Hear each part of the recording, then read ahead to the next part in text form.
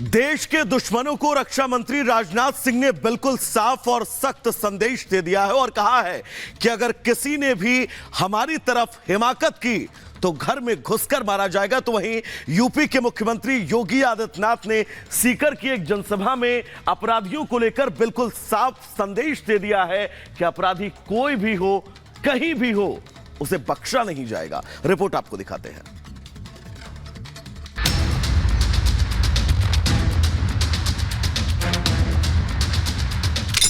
आतंकवाद के खिलाफ भारत के कड़े रुख का लोहा अब दुनिया मान चुकी है।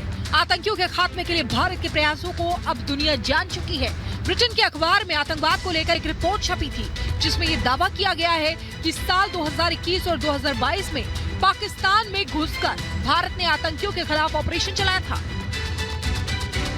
भारत चुन चुनकर अपने दुश्मनों का सफाया कर रहा है, जिसकी चर्चा विदेशों में हो रही है। इस बीच रक्षा मंत्री राजनाथ सिंह ने देश के दुश्मनों को दो टूक चेतावनी देते हुए कहा है कि अगर भारत पर बुरी नजर से देखने की कोशिश की तो परिणाम भुगतने होंगे।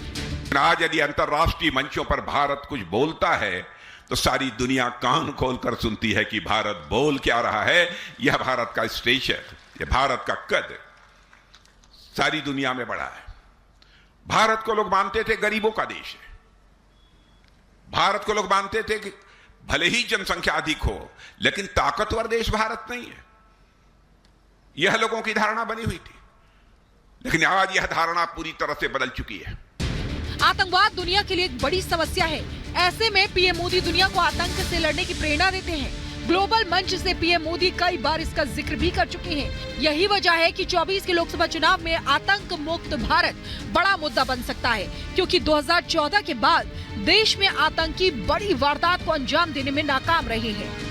ब्रिटेन का एक प्रतिष्ठित समाचार पत्र है द गार्डियन, उसने एक रिपोर्ट लिखी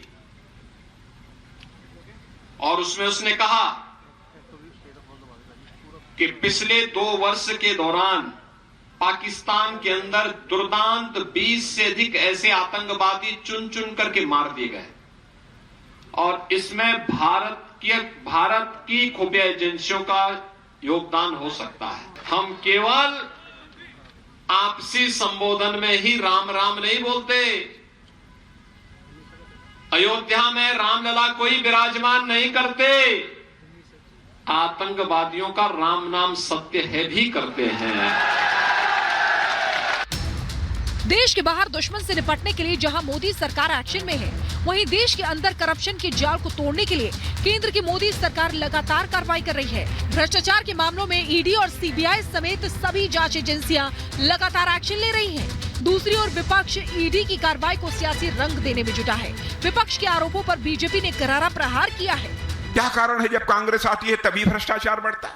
मैंने एक फिल्म देखी थी बचपन में, पता नहीं आप लोगों ने देखी है, देखते हैं कि नहीं देखे हैं। मुझे कभी कभी लगता है कि उसने सही कहा था। भ्रष्टाचार और कांग्रेस, करप्शन और कांग्रेस दोनों का यही रिश्ता है। हम बने तुम बने एक दूसरे के लिए, यह करप्शन और कांग्रेस के बीच का रिश्ता है। पहले फेज के चुनाव में महीने भर से भी कम का समय बचा है। 24 के लोकसभा चुनाव में भ्रष्टाचार के खिलाफ कार्रवाई बड़ा मुद्दा बनता दिखाई दे रही है। विपक्षी नेताओं पर कार्रवाई को इंडी गठबंधन बीजेपी की साजिश बता रही है, तो वहीं बीजेपी इसे मोदी की गारंटी करार दे रही है। Bureau report, Republic Bharat.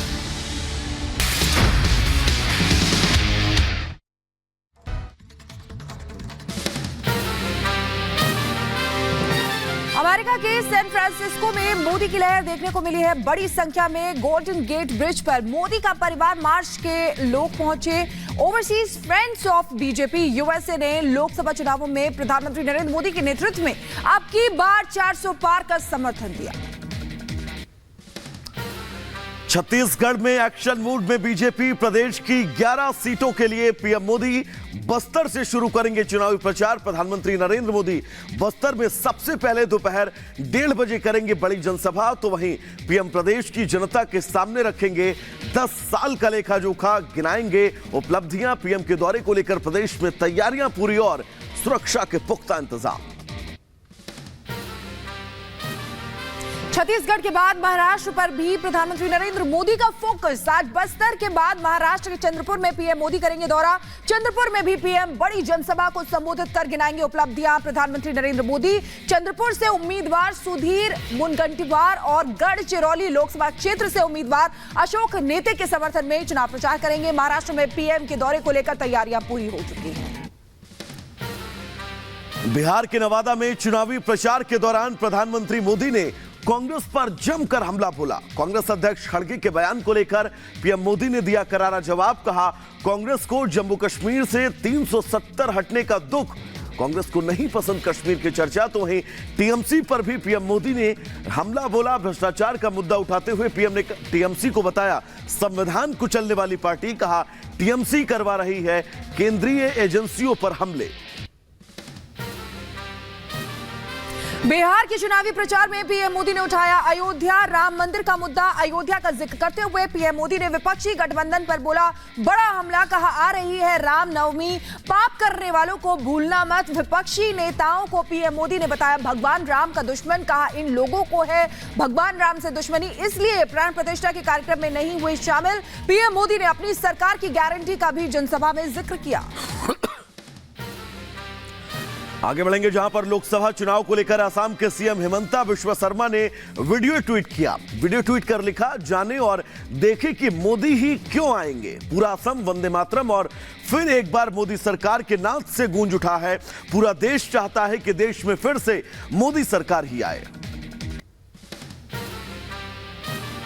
Amit Malviya ने राहुल गांधी पर हमला किया। कहा, ऐसा लगता है कि राहुल गांधी वायनाड को धोखा देने के लिए पूरी तरह तैयार हैं। कांग्रेस जल्द ही अमेठी से उनकी उम्मीदवारी की घोषणा करेगी। राहुल ये साफ करें कि क्या वो अमेठी से चुनाव लड़ने की योजना बना रहे हैं।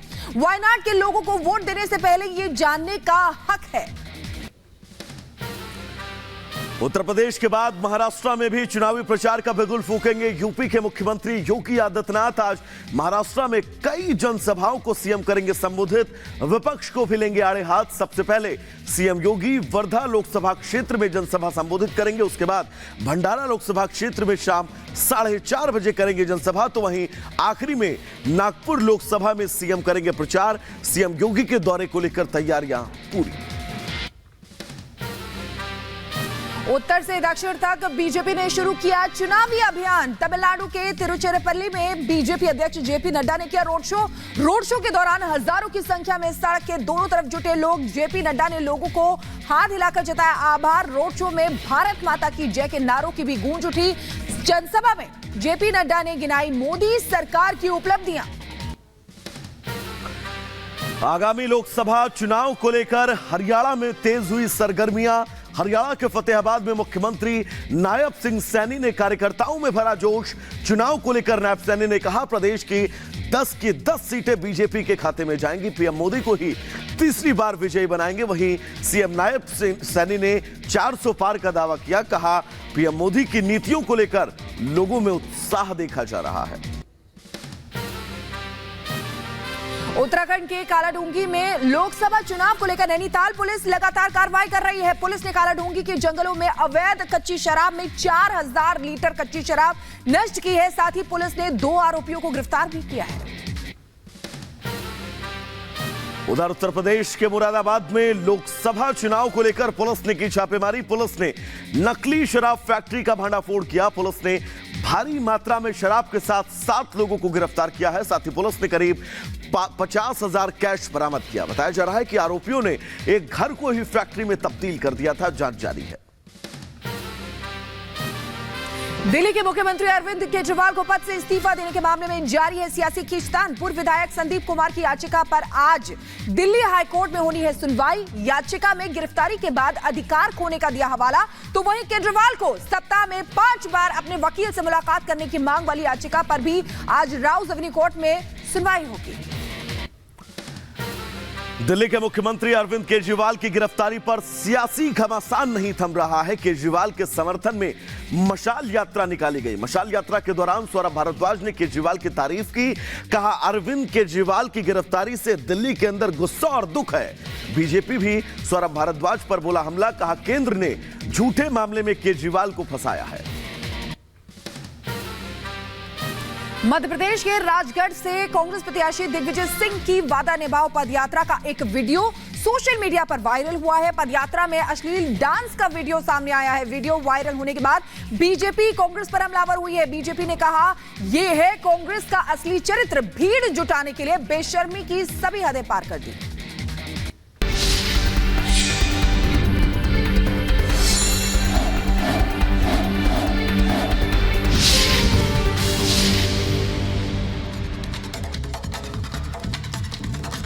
और इधर समाजवादी पार्टी के अध्यक्ष अखिलेश यादव के माफिया मुख्तार अंसारी के परिजनों से मुलाकात पर हमलावर हुई है बीजेपी। कहा पूरा प्रदेश जानता है समाजवादी पार्टी का चरित्र, अब वोट बैंक और तुष्टीकरण वाली राजनीति नहीं चलेगी। एक रिपोर्ट आपको दिखाते हैं।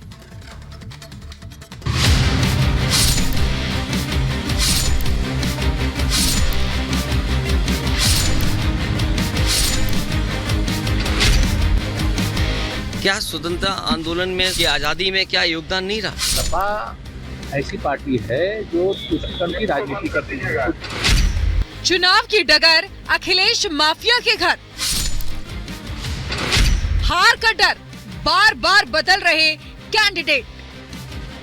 समाजवादी पार्टी का माफिया प्रेम एक बार फिर देखने को मिला जब समाजवादी पार्टी के मुखिया अखिलेश यादव खुद मुख्तार अंसारी को श्रद्धांजलि देने उसके गांव जा पहुंचे। गाजीपुर के मोहम्मदाबाद में बाहुबली माफिया मुख्तार के परिजनों से अखिलेश ने मुलाकात की और परिजनों को साथ होने का भरोसा भी दिलाया। आज अखिलेश यादव यहां मुख्तार अंसारी के परिवार से मुलाकात करने के लिए पहुंचे हुए थे। समीकरणों की अगर बात करें तो यहां से यानी कि गाजीपुर की सीट से मुख्तार अंसारी के भाई अफजाल अंसारी को समाजवादी पार्टी ने मैदान में उतारा है और अफजाल अंसारी पर ही 2019 में भी भारतीय जनता पार्टी से मनोज सिन्हा